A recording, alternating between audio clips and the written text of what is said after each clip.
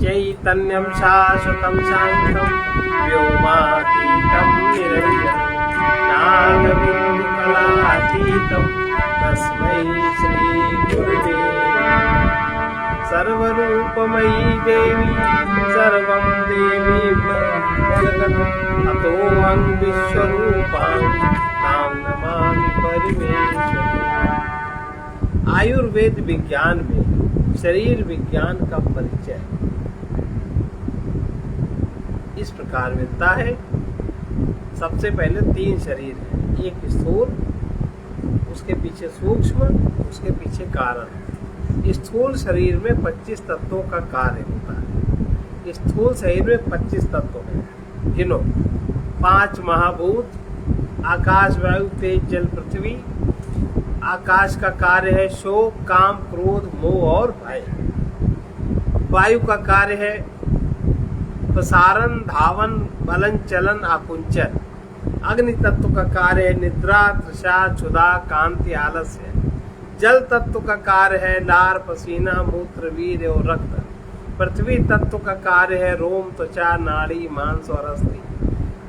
सूक्ष्म शरीर के 25 तत्व इस प्रकार हैं। पंच महाभूत आकाश वायु तेज जल पृथ्वी। सूक्ष्म शरीर का मतलब है जो मरने के बाद भी आपके साथ होता है, जन्म लेने के पहले भी आपके साथ होता है। उसको स्थूल देह में सेट किया जाता है, तब स्थूल देह कार्य करती है। आकाश वायु तेज जल पृथ्वी 5 ज्ञानेंद्रियां हैं। सतोगुणी ज्ञानेंद्रियां सतोगुण से बनी है। कान त्वचा चक्षु रसना और घ्राण 5 कर्मेंद्रियां हैं, रजोगुण से बनी है। वाणी हाथ पैर उपस्थ और गुदा 4 अंतःकरण है, मन बुद्धि चित्त और अहंकार। 5 प्राण है, प्राण अपान समान उदान और व्यान। 5 विषय है, शब्द स्पर्श रूप रस और गंध। ये सूक्ष्म शरीर का समुच्चय है। 5 वायु के स्थान है। प्राण हृदय में रहता है, अपान गुदा में रहता है, समान नाभि में रहता है, उदान कंठ में रहता है, व्यान सर्वांग में रहता है। स्थूल शरीर के धर्म क्या है? स्थूल शरीर जब रहता है उसके साथ क्या क्या घटनाएं घटित होती हैं। स्थूल शरीर का जन्म होता है और उसी का मरण होता है। नाम होता है, जाति होता है, रूप होता है, रंग होता है। वर्ण की व्यवस्था स्थूल देह के साथ है। आश्रम की व्यवस्था भी स्थूल देह के साथ है। संबंध भी स्थूल देह के साथ है। परिमाण भी स्थूल देह के साथ है। आकार, यही स्थूल शरीर के धर्म है। सूक्ष्म शरीर के धर्म क्या है? पाप पुण्य का कर्ता बना, सुख दुख का भोक्ता बना, लोक परलोक के गमनागमन, भूख प्यास क्षमा नम्रता दया आदि सात्विक वृत्तियां, राग द्वेष आदि राजसी वृत्तियां, जड़ता मोह तामसी वृत्तियां, अंधता मंदता और पटुता ये तामसी वृत्तियां। जागृत अवस्था में ये शरीर कैसे कार्य करता है, इसमें किस तरह की शक्तियां काम करती हैं। हम लोग कार्य तो लेते हैं शरीर से, हर कार्य करते हैं, पर वो कार्य कैसे करता है?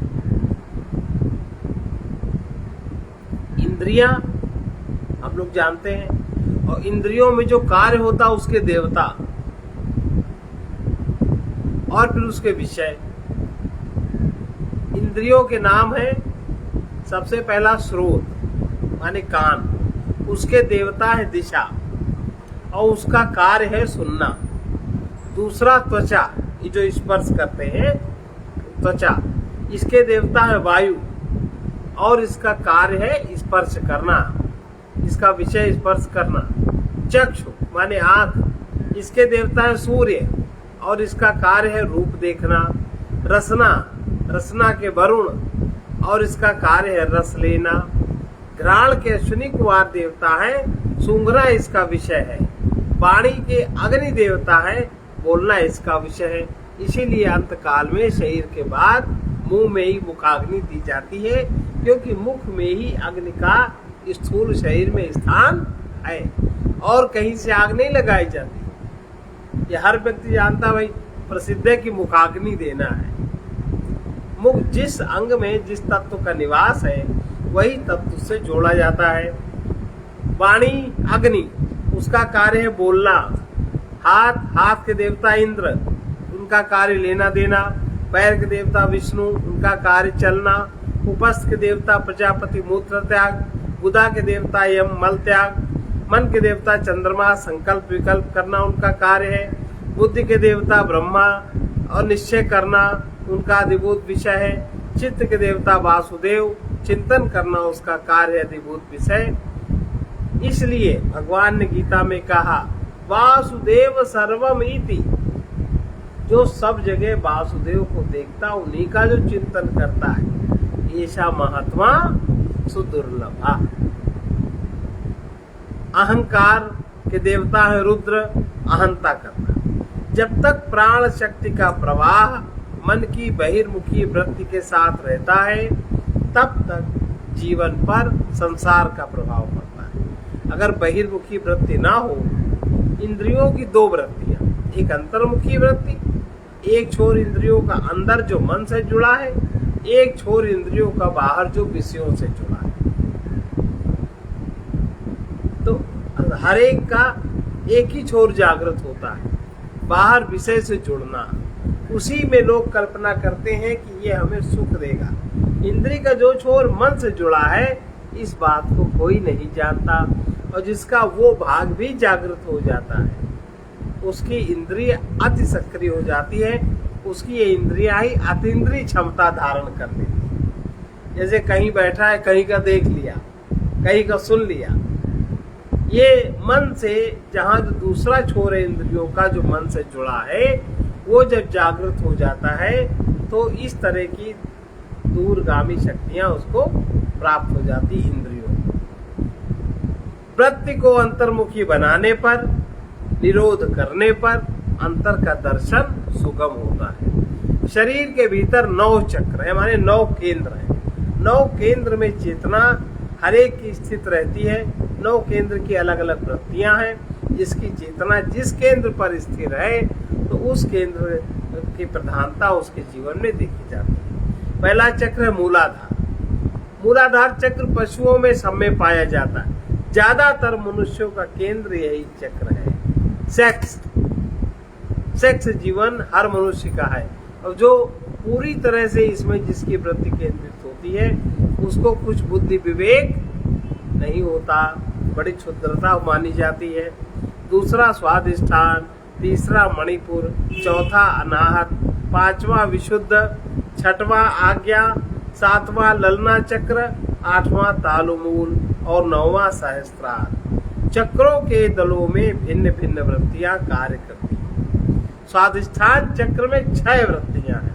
मूलाधार में केवल 2 वृत्तियां हैं, एक वृत्ति काम की, और जब मूलाधार चक्र जागृत होता है तो वहीं पर ब्रह्मचर्य की 2 वृत्तियां कार्य करती हैं। स्वादिष्ठान चक्र में अवज्ञा, जो दूसरे नंबर का चक्र है।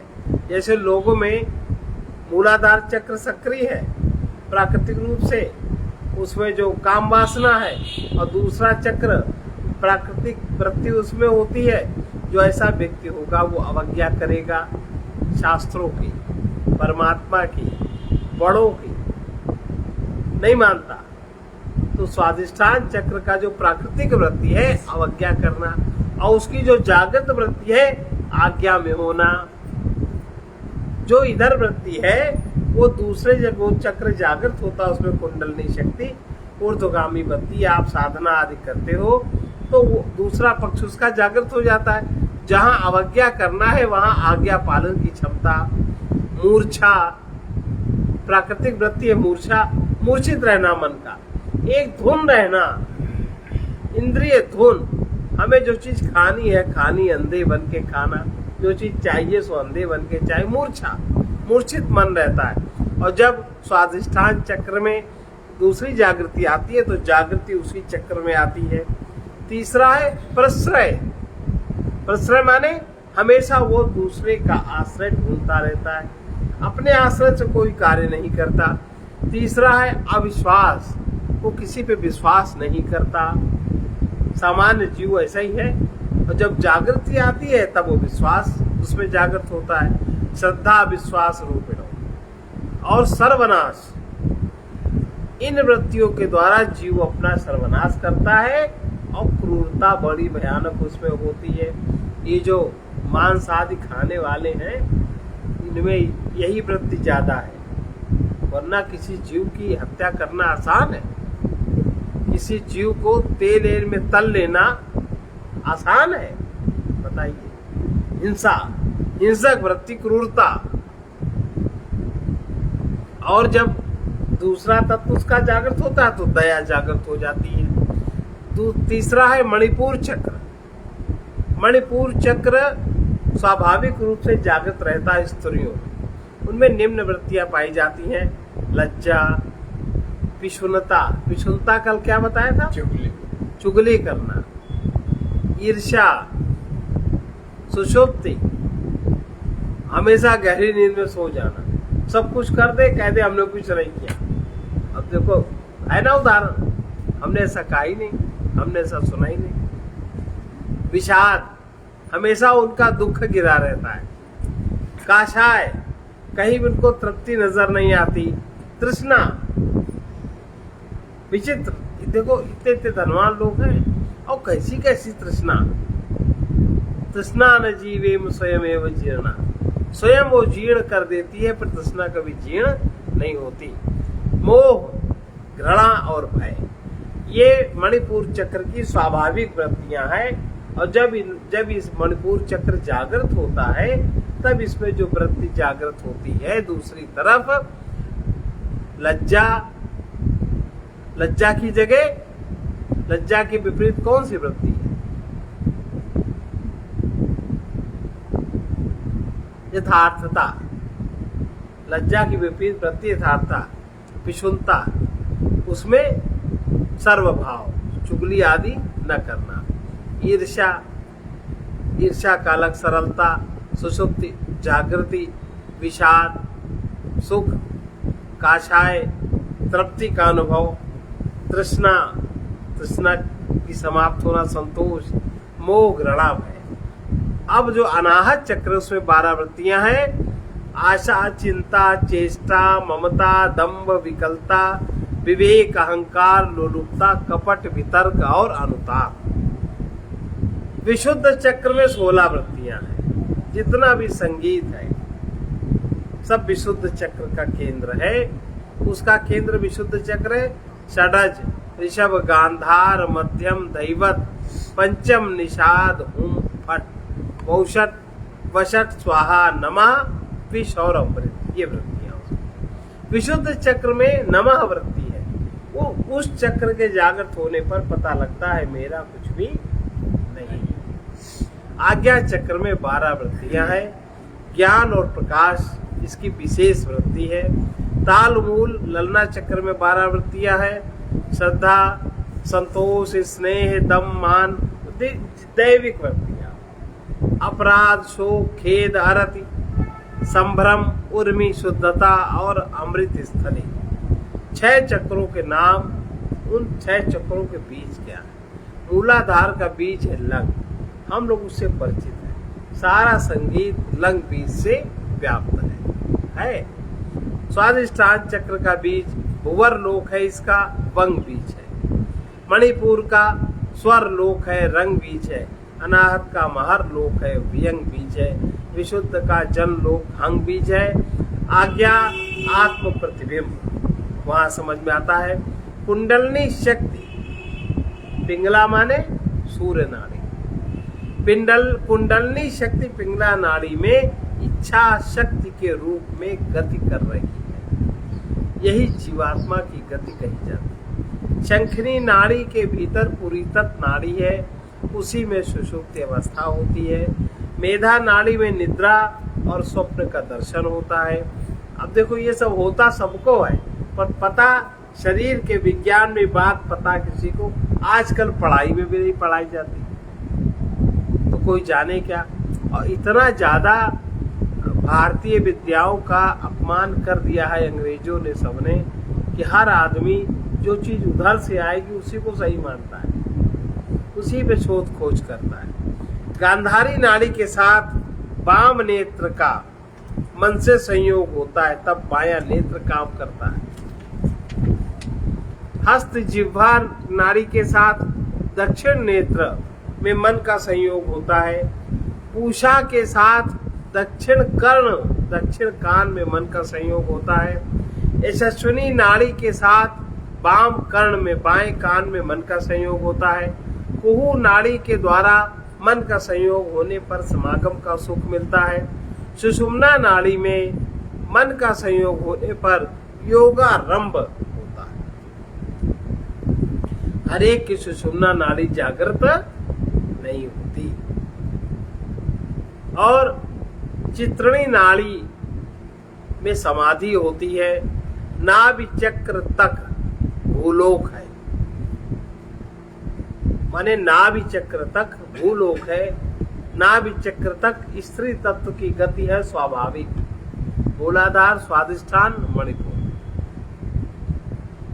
इतने गुणों का विकास स्त्रियों में स्वाभाविक रूप से पाया जाता है। जो पीछे बताई ना वृत्तियां, इतनी वृत्तियां स्त्रियों में पाई जाती हैं जो पुरुषों में नहीं पाई जाती अधिकता से। और नाभि चक्र से विशुद्ध चक्र तक भुवर लोक है। विशुद्धाक्ष से माया चक्र तक स्वर्लोक की प्रकृति है। सब चक्रों को भेद कर ब्रह्म नाड़ी सहस्त्रार में मिलती है। बाहर की ओर विषयों से या दृश्य से संबंधित वृत्तियों को अंतर्मुखी करने के लिए नाभि चक्र में, हृदय चक्र में अथवा दोनों भवों के मध्य में सुरति जमाना सुंदर साधना है। जब चित्त विषय सुखों की ओर जाता है तब नाभि चक्र में दृष्टि स्थिर करना चाहिए। पुनः मन की सुरति लगानी चाहिए। जब चित्त भाववश करुणा, दया, सहानुभूति से प्रेरित होकर संबंधियों का चिंतन अधिक करने लगता है तब हृदय चक्र में मन की सुरति स्थिर करनी चाहिए। मन हृदय में रहत है पवन नाभि के माय, इंद्रिय रोके और कछु विधि नाय। सहस्त्रार चक्र में विशुद्ध सच्चिदानंद स्वरूप पर ब्रह्म का अवस्थान है। ललना चक्र में विशुद्ध स्वात्मिका त्रिगुणात्मिका इच्छा ज्ञान क्रिया शक्ति स्वरूपा चित्त शक्ति महामाया का अवस्थान है। इच्छा ज्ञान क्रिया जो जीव के साथ शक्तियां हैं ये महामाया की शक्तियां हैं। अब इच्छा करोगे तो संसार बढ़ता है ना, और इच्छा के साथ जब ज्ञान जोड़ देते हो तो आपकी नई नई सृष्टि बढ़ती है। उसके अनुसार आप क्रिया करते हो तो प्रकृति की रचना शुरू होती। ये महामाया है। सहस्त्रार से आज्ञा चक्र तक शून्य का प्रवाह हुआ। वहां तक केवल सच्चित आनंद स्वरूप परम तत्व है। सहस्त्रार से आज्ञा चक्र तक उसका बोध पंचकोश को पार करने पर परा बुद्धि के द्वारा होता है। उसी को परम तत्व का ज्ञान कहते हैं। जो परम तत्व सच्चिदानंद स्वरूप है वही रजो गुणात्मक ब्रह्म माया शक्ति के संग से सोपाधिक होकर जीव उसका नाम होता है। अंतःकरण में प्रतिबिंबित होने पर अहं उसी जीव का, वो जब अंतःकरण में प्रतिबिंबित होता है तो अहं का स्फुरण वहां होता है। बुद्धि में अहं का स्फुरण होता है। यही जीव की दशा है। जिस बुद्धि तत्व में सच्चित का प्रतिबिंब पड़ता है वो बुद्धि तत्व चित्त शक्ति स्वरूप महामाया है। जिस बुद्धि तत्व में, माने महत्त्व बुद्धि तत्व एक कहते हैं, उसमें सत चित्त का प्रतिबिंब पड़ता है वो बुद्धि तत्व चित्त शक्ति स्वरूपा महामाया। क्या बुद्धि तत्व? महामाया में जब सच्चित का प्रतिबिंब पड़ता है तो महामाया सक्रिय हो जाती है सृष्टि करने के लिए और जीव की सृष्टि शुरू हो जाती है। यही कुंडलनी है। यहां से कुंडलनी का प्रभाव शुरू होता है। शरीर मन बुद्धि आत्मा की समष्टि। शरीर मन और बुद्धि, भाई बुद्धि में प्रतिबिंब पड़ा, अहम का उदय हुआ, बुद्धि और मन के संयोग से अहम का उदय हुआ। अब शरीर के साथ उसकी क्रिया हुई तो सृष्टि हुई। इसीलिए शरीर मन बुद्धि आत्मा की समष्टि को ही पुरुष कहते हैं। शरीर के लिए अर्थ की आवश्यकता है, मन के लिए काम की आवश्यकता है, बुद्धि के लिए धर्म की और जीवात्मा के लिए मोक्ष की आवश्यकता है। संकल्प विकल्पात्मक प्रज्ञान को मन कहते हैं। निश्चयात्मक विज्ञान को बुद्धि कहते हैं। मन का निर्माण चंद्र तत्व से होता है और बुद्धि का निर्माण सूर्य तत्व से होता है। देखो ये सब चीजें है सब में, है ना, काम सब में।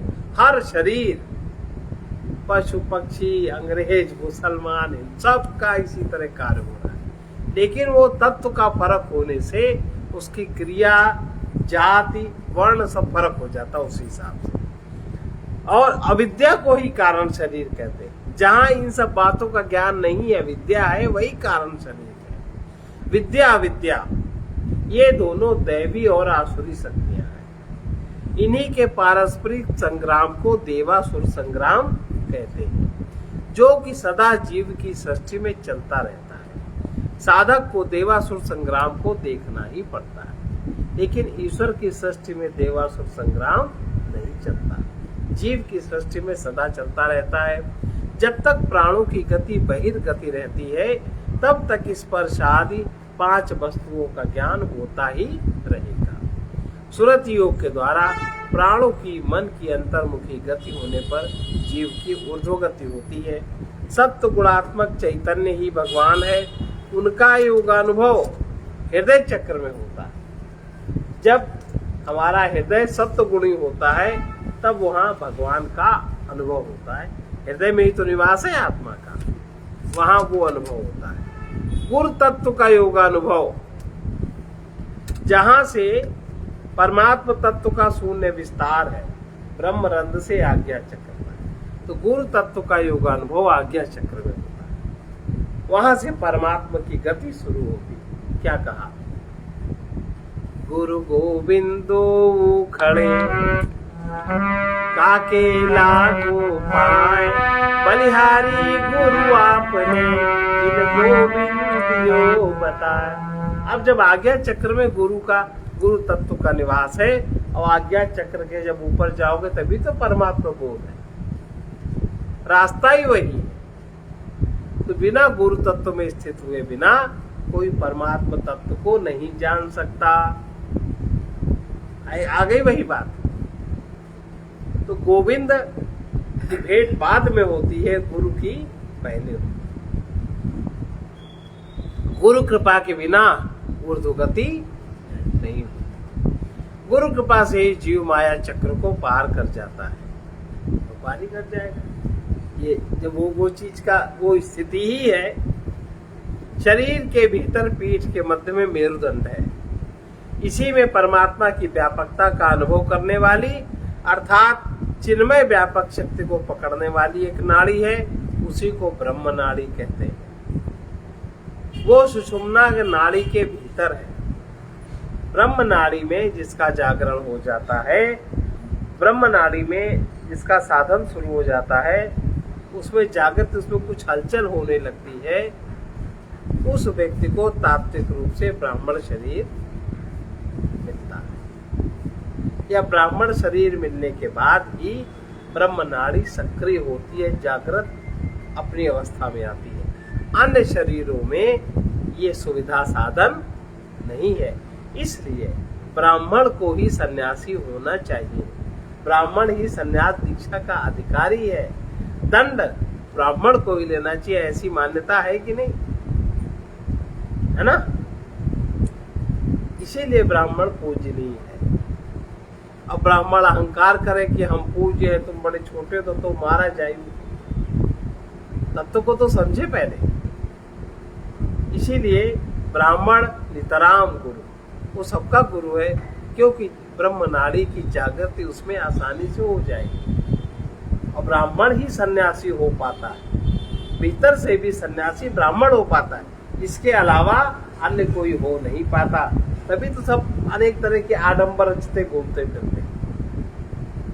और ब्राह्मण सन्यासी ही पूजनीय है। कभी भी भोजन आदि करावे तो ब्राह्मण सन्यासी को ही करावे, दूसरे को नहीं कराना चाहिए। खोजो सृष्टि में, जब तक जगत में सृष्टि है तब तक सब कुछ है। आपके पुण्य पे निर्भर है, पुण्य है तो आपको सब कुछ मिल जाएगा। जो ब्रह्म नाड़ी सुषुम्ना नाड़ी के भीतर है, मेरुदंड के भीतर 6 चक्र है, यही 6 शून्य बिंदु स्थान है। उस शून्य से ही शब्द की उत्पत्ति होती है। नीचे के शून्य को ऊपर के शून्य से जो मिला देने वाली जो कोई साधना है, उसी में ब्रह्म नाड़ी जागृत होती है, वही सर्वोपरि साधना है। उसी साधना को गुरुमुखी साधना कहते हैं। जिस प्रकार व्यापक प्रकाश को, जो प्रकाश है ना, आंखें ना हो तो प्रकाश को कौन पकड़े? भाई सबके पास आंखें ना, क्योंकि आंखों के देवता सूर्य हैं। माने सूर्य में ज्यादा प्रकाश तत्व है, आपकी आंख को थोड़ा मिल गया, सबको मिला, चींटी मच्छर वच्छर।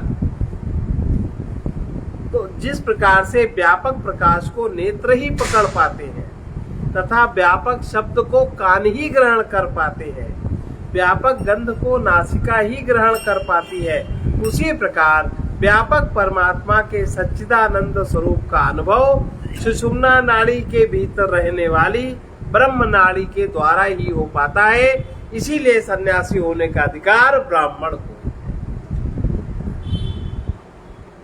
है ना, क्योंकि उसमें उसके अंदर विकास होते होते हजारों बार मनुष्य देह मिलते मिलते उस नाड़ी का विकास हो पाता है। तो जब उसका विकास हो पाता है तब तो उस तत्व को नहीं तो आंखें किसी की अंधी हो, सूर्य तो है ही, परमात्मा तो है ही, उसको अनुभव करने वाली जब वो शक्ति नहीं तो आपको अनुभव कैसे होगा?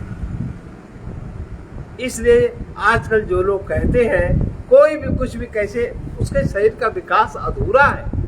आंख ना हो कहते सूर्य को मानते हैं, सूर्य ऐसा है वैसा है, पर उसको अनुभव तो नहीं है। ऐसे कहते कोई परमात्मा को मानते हैं, क्या हमारा अधिकार नहीं? क्या हम छोटे, क्या तुम बड़े? अरे बाहर के शरीर का विकास, अंतर के शरीर का विकास फर्क है। हजारों जन्म लेने पड़ते हैं और उसके साथ करोड़ तरह के पुण्य चाहिए। नहीं तो अभी तक ये सब बात क्यों नहीं सुनी आपने? बताओ, या हर कोई सुन सकता है? हर कोई केवल समाज में भेद उत्पन्न कर सकता है अहंकार के बस। छोटा बड़ा दुनिया नाटक जैसे देखो आजकल चल रहा है तमाशा। और ये भी सारा षड्यंत्र है। किसी तरह से भारतीय संस्कृति को नीचे करो, गिराओ, पाश्विक संस्कृति में लाओ। हर जीव, हर मनुष्य या पशु बना दो, इनको नष्ट करो, इनकी विद्या को नष्ट करो, इनके उसको नष्ट करो। चल रहा है ना ये सब राक्षसों का षड्यंत्र है। अब देखो अभी क्या आया, दोपहर में आप ही दिखा रहे थे कि वो बागेश्वर बाबा ने वहां सत्संग किया, हनुमान जी की कथा कही। भाई लोग श्रद्धा बस आते, कोई बुलाता थोड़ी है। श्रद्धा है, लोग आए, सुना, कोई भी आया, उसमें कोई नाम आम नहीं लिखा। लेकिन अब वो पता लगा वो वोट नोट की राजी, तो तलवार लहरा के जुलूस निकाल रहे हैं कि हमारा शासन होना चाहिए। क्या मूर्खता! ये आसुरी शक्ति असुर है कि नहीं? अब इनको आप कैसे नष्ट करोगे? नष्ट करे हुए बिना बनेगा नहीं। ये सब उसी प्रकार से सुषुम्ना के भीतर रहने वाली ब्रह्म नाड़ी के द्वारा सच्चिदानंद स्वरूप का अनुभव होता है। पुरुष रूपी कुंडलनी शक्ति सूर्य केंद्र से और स्त्री रूपी कुंडलनी शक्ति पृथ्वी केंद्र से आती है। इसलिए स्त्रियों में योग की जागृति प्रेम और सेवा के द्वारा होती है और पुरुषों में योग आदि की जागृति यम नियमासन प्राणायाम के द्वारा होती है। दोनों की साधनाएं फर्क है। आप अगर स्त्रियां यम नियम साधन करने लगे, सफलता उन्हें कभी मिलेगी ही नहीं मिलती। स्त्रियों की सफलता प्रेम से और सेवा से होती है, आनंद से होती है।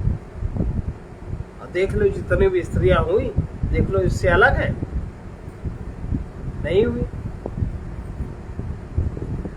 इस प्रकार कुंडलनी सत्व रज तम तीनों गुणों की जननी ब्रह्म शक्ति है। इच्छा ज्ञान क्रिया इन तीनों नामों में यही शरीर के चक्रों में भ्रमण करती है। अब पृथ्वी में सारी क्रिया कैसे होती है? पृथ्वी की क्रिया सूर्य में नहीं होती है। लेकिन सूर्य के प्रकाश के कारण पृथ्वी क्रियान्वित हो जाती है। इसीलिए स्त्री की पूर्णता हमेशा पुरुष के संग से होती है और पुरुष की पूर्णता स्त्री के संग से नहीं होती। अब आजकल लोग इस बात को दूसरी तरह भेद करते हैं कि स्त्री को दोयम दर्जे का मानते हैं, जाने क्या क्या शब्द हो गए, बात नहीं समझते उसमें तत्व क्या है। स्त्री का विकास प्रेम की एक निष्ठा द्वारा होता है, पुरुष का विकास योग द्वारा होता है। कहीं भी निपट जाएगी। अब देख लो, आज भी नौकरी करती है लड़कियां सब जगह, अफसर है, अफसर के निपट जाएगी, बिना अफसर को उनका काम नहीं चलता। जितना शोषण वहां के अफसर लोग करते हैं स्त्रियों का, महिलाओं का, क्या पुरुष का कर पाते हैं? तो उन ऑफिस में, क्योंकि उनका स्वभाव है उस तरह का स्वभाव है। तो वही पहले समय में अगर आवश्यकता न हो तो धन संग्रह के लिए अनेक पुरुषों का साथ करना स्त्रियों के चरित्र पे दुष्प्रभाव डालता है, क्योंकि पृथ्वी तत्व का तो गुण है, उसमें कोई बीज है, वो तो उसमें फूल खिलेगा, निखरेगा।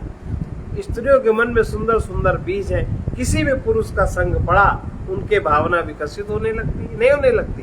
तो अनेक पुरुषों में प्रीति का बढ़ जाना व्यभिचार है। उस व्यभिचार से बचने के लिए एक निष्ठ पुरुष को ईश्वर पति ही परमेश्वर है ऐसी धारणा दी गई, किसके अलावा इधर उधर इनका भटकाव ना हो, समुचित विकास हो। उसके लिए ये सिद्धांत बनाया गया। अब कितना सटीक ये सिद्धांत है बताइए, है? नहीं तो दिक्कत हो जाती। कुंडलनी से उत्पन्न नाद की परा प्रचंति मध्यमा बैखरी 4 अवस्थाएं होती हैं। कुंडलनी के अंतर्मुख बहिर्मुख 2 मुख है। एक सुषुम्ना द्वार को रोके है, सुषुम्ना द्वार बंद है, और दूसरे से श्वास प्रश्वास चल रही है, बाहर के जगत से संबंध है। अब वही सुषुम्ना द्वार जब खुल जाता है तो वहीं से साधन शुरू हो जाता है। कुंडलनी शक्ति को जीवात्मा के साथ अनाहत पद में पहुंचाने से सालोक्य पद प्राप्त होता है। विशुद्ध पद में, विशुद्ध चक्र में पहुंचने से सारूप्य पद प्राप्त होता है। आज्ञा चक्र में पहुंचने से सायुज्य पद प्राप्त होता है। इससे ऊपर निरालंब, कोई आलंबन की आवश्यकता नहीं है। वहां तक पहुंचने में आत्म ज्योति के दर्शन, ज्योति के मध्य ही इष्ट देव के दर्शन होते हैं, अथवा नाद में मनोलय करने से निर्वाण मुक्ति। नाद 6 प्रकार के। सबसे पहला नाद जो सुनाई पड़ता है साधन में, वायु का नाद, अंतर शरीर में प्राण बहता है ना। नंबर 2 नाड़ी की गति का नाद, जो साधन करते हैं उनको ये सब अनुभव होता है, ये सब स्थूल नाद है। और 3 हृदय की गति का नाद, ये तो कभी कभी सभी को सुनाई पड़ जाती है। 4 रक्त की गति का नाद। 5वां मनोगति का नाद, मन की गति का नाद। 6वां प्राण की गति। ये सब, ये 6 नाद स्थूल है, वही इसमें लिखे। और 6 नाद दिव्य, 6 नाद दिव्य नाद है जो सुनाई। उस दिव्य नाद में सबसे अंतिम नाद बांसुरी का नाद है। और सबसे अंतिम नाद जो पूर्ण सत्व गुण के ऊपर है, वहां कोई गुण नहीं है, वो वहां बांसुरी की बड़ी मोहक ध्वनि होती है। उस पद पर, उस स्तर पर श्री कृष्ण की स्थिरता थी, इसीलिए प्रतीक रूप में वो बांसुरी रखते। और उस स्तर पर खड़े होकर के भाई जो उतने दिव्य ऊपर स्तर पर, जब वहां से वो स्वर फूकेगा स्थूल पदार्थ में, बांसुरी में, तो प्रकृति में, पृथ्वी में क्या गति होगी सबकी। फिर जो गति होगी उसी गति को कहते हैं रास, रहस्यमयी गति होगी। जो प्रत्येक जीव साधन युक्त है वो मुक्त हो जाएगा। ये कृष्ण का ही महत्ता है, उनकी बांसुरी। रिझाने फुसलाने की बात नहीं, वो जगह ही ऐसी है। नाभि पर त्राटक करने से नाद सिद्ध होता है। दिन में 3 बार बैठना चाहिए। मनोरूपा इच्छा शक्ति के साथ जीव है। यही मनस्थ जीव पिंगला नाड़ी में संसार का बोध कर रहा है। पिंगला माने सूर्य नाड़ी, सूर्य नाड़ी में तो हो रहा, सूर्य के प्रकाश में तो बोध हो रहा। वाम नासिका में इड़ा नाड़ी में आसुरी शक्ति का प्रवाह है। दक्षिण पिंगला नाड़ी में रजोगुणी विक्षेप शक्ति है। आज्ञा चक्र तक, माया चक्र तक सतोगुण है। माया चक्र से नाभि चक्र तक रजोगुण है। नाभि चक्र से मूलाधार तक तमोगुण है। मूलाधार में ध्यान करने से चित्त लय को प्राप्त होता है। ब्रह्मचर्य फलित होता है। स्वाधिष्ठान में कुंडलिनी शक्ति को स्थिर करने से लय अथवा आकर्षण की शक्ति आती है। मणिपुर में कुंडलिनी का ध्यान करने से सर्व सिद्धि मिलती है। अनाहत में ज्योति स्वरूप हंस का ध्यान करने से हंस गति होती है। विशुद्ध चक्र में निर्मल ज्योति का ध्यान करने से सब प्रकार की सिद्धियां प्राप्त।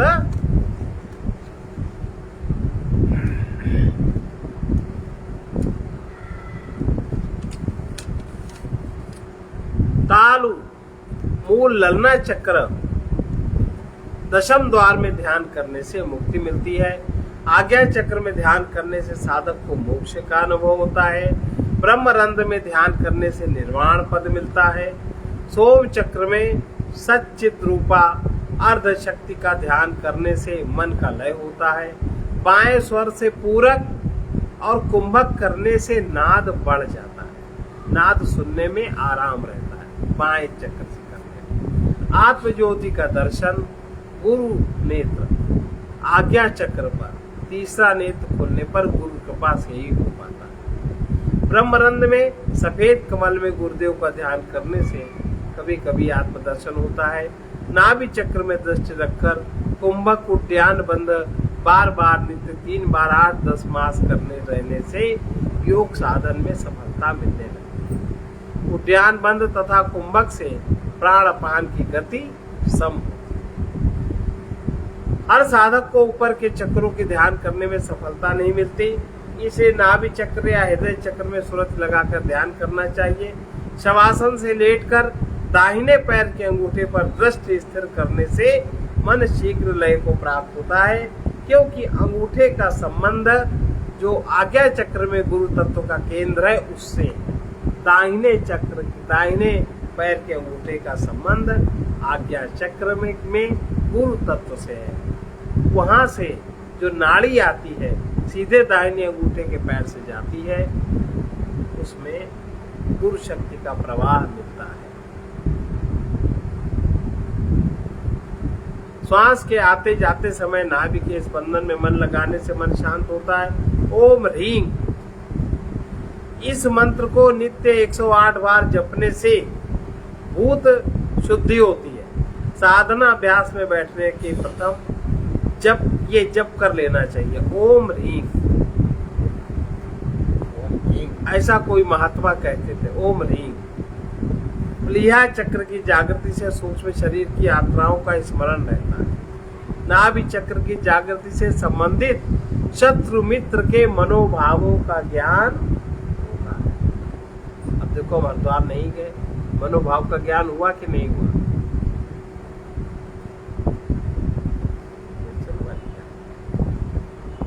और अनाहत हृदय चक्र की जागृति से दूसरों के सुख दुख का अंतर ज्ञान होता है। कंठ चक्र विशुद्ध की जागृति से दूर की ध्वनि या किसी की वार्ता का अंतर ज्ञान हो जाता है। आज्ञा चक्र की जागृति से दूसरे स्थान अर्थात दूरदर्शन की शक्ति आती है, दिव्य दृष्टि हो जाती है।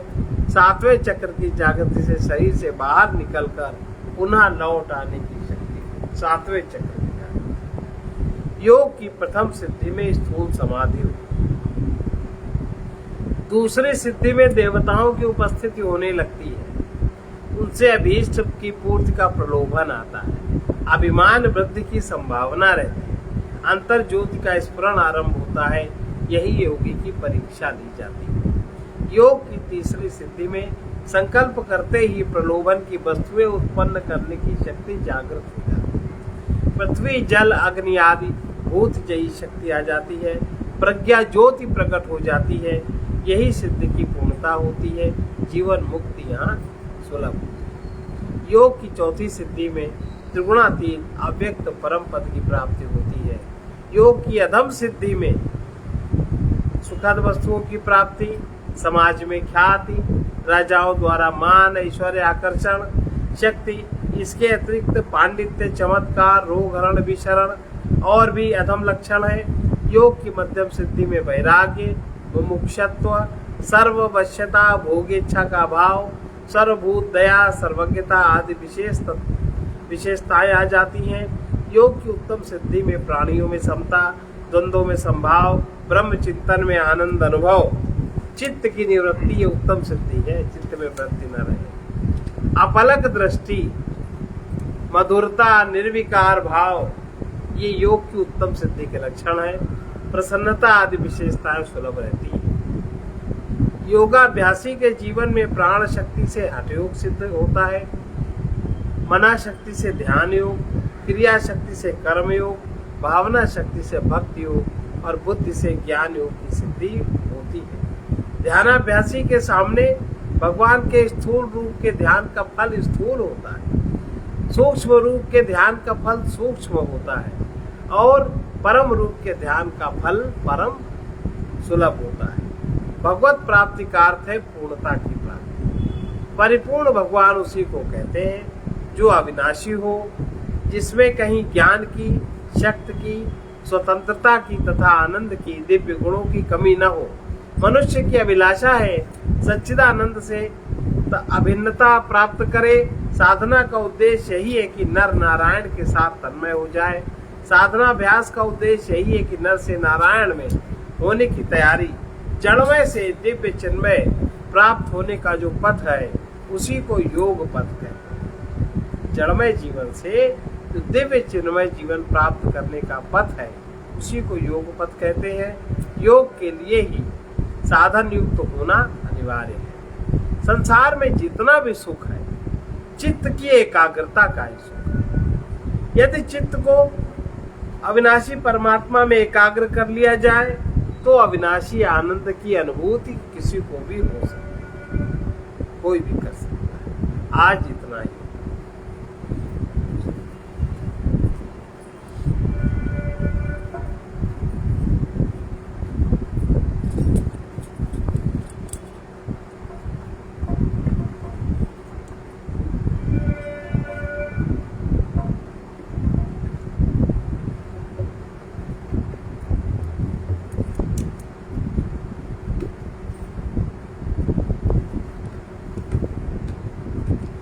देख रहा हूँ ध्यान लगाए, देख रहा हूँ ध्यान लगाए,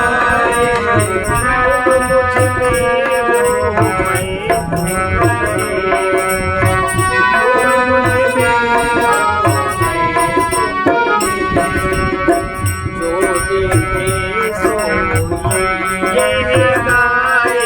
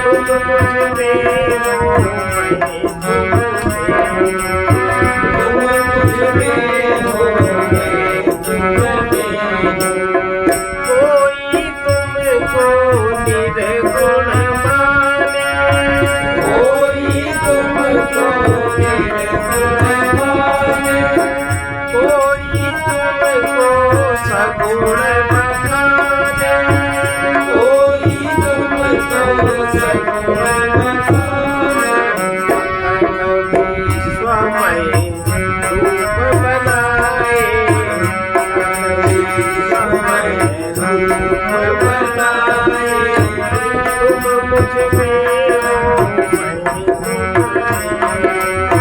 तुम मुझ में हो मैं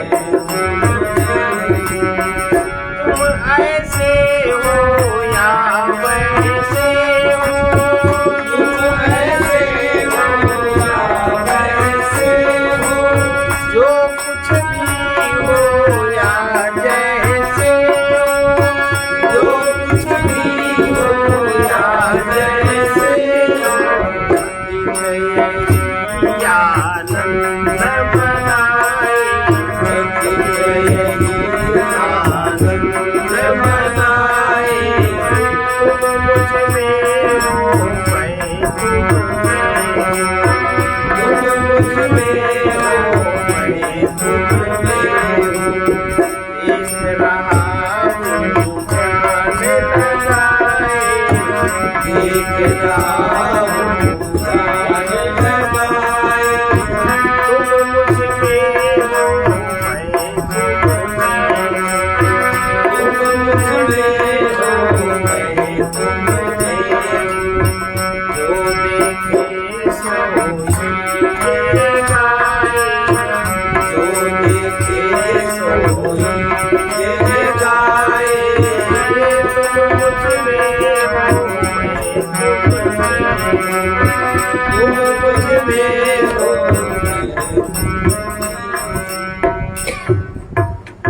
अपने में ही अपने प्रियतम को देखना, उनसे दूरी मिटाना है।